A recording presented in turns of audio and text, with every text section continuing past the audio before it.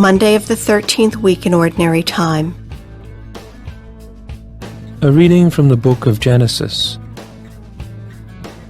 Abraham and the men who had visited him by the terebinth of Mamre set out from there and looked down toward Sodom. Abraham was walking with them to see them on their way. And the Lord reflected, "Shall I hide from Abraham what I am about to do, now that he is to become a great and populous nation, and all the nations of the earth are to find blessing in him?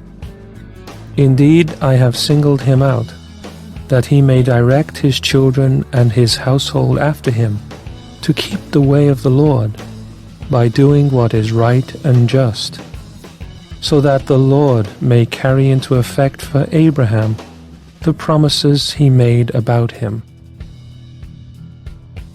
Then the Lord said, "The outcry against Sodom and Gomorrah is so great, and their sin so grave, that I must go down and see whether or not their actions fully correspond to the cry against them that comes to me.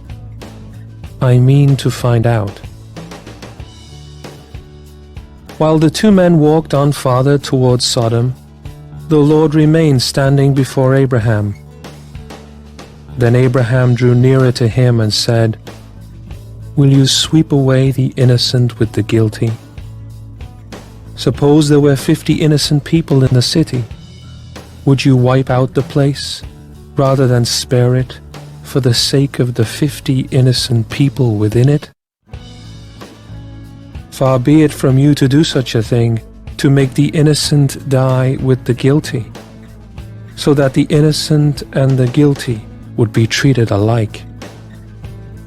Should not the judge of all the world act with justice?" The Lord replied, "If I find 50 innocent people in the city of Sodom, I will spare the whole place for their sake." Abraham spoke up again, "See how I am presuming to speak to my Lord, though I am but dust and ashes. What if there are 5 less than 50 innocent people? Will you destroy the whole city because of those 5? He answered, "I will not destroy it if I find 45 there." But Abraham persisted, saying, "What if only 40 are found there?" He replied, "I will forbear doing it for the sake of 40. Then Abraham said, "Let not my Lord grow impatient if I go on. What if only 30 are found there?" He replied, "I will forbear doing it if I can find but 30 there."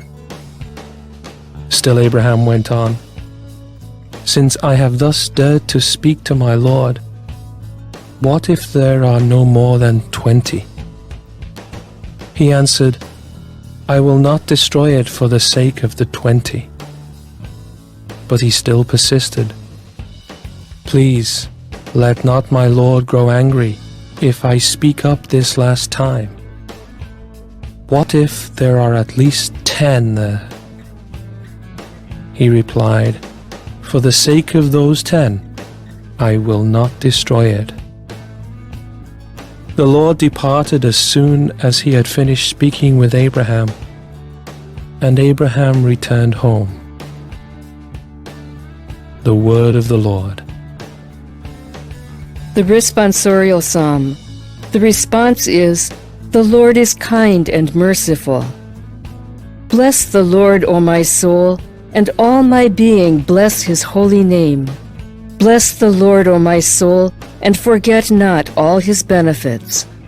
The Lord is kind and merciful. He pardons all your iniquities. He heals all your ills. He redeems your life from destruction. He crowns you with kindness and compassion. The Lord is kind and merciful. Merciful and gracious is the Lord, slow to anger and abounding in kindness. He will not always chide, nor does he keep his wrath forever. The Lord is kind and merciful. Not according to our sins does he deal with us, nor does he requite us according to our crimes. For as the heavens are high above the earth, so surpassing is his kindness toward those who fear him. The Lord is kind and merciful.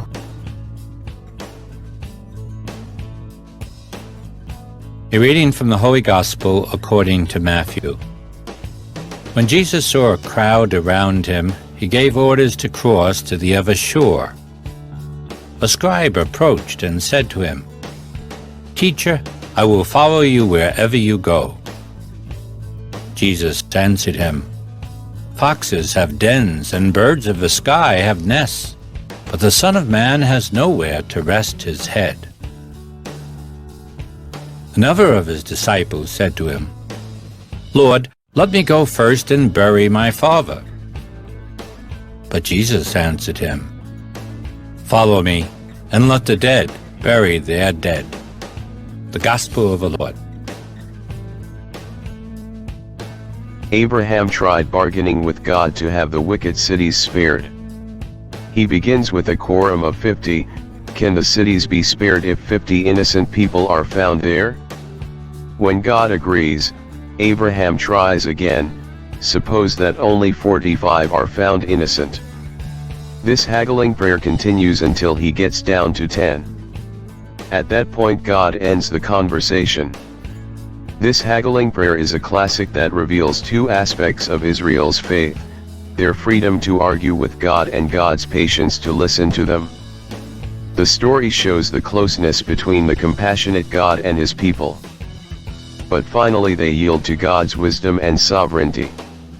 On hearing the harsh gospel statement, "Let the dead bury their dead," we might want to argue as Abraham did. Like him, we feel that justice and decency are on our side. How can the dead bury their dead? When Jesus himself died on Calvary, his friends took care of his burial. The phrase, "Let the dead bury their dead," is a figure of speech to emphasize the urgency of following God's call when it comes. Even if we still want to argue, we trust that God always wants to give healing and life.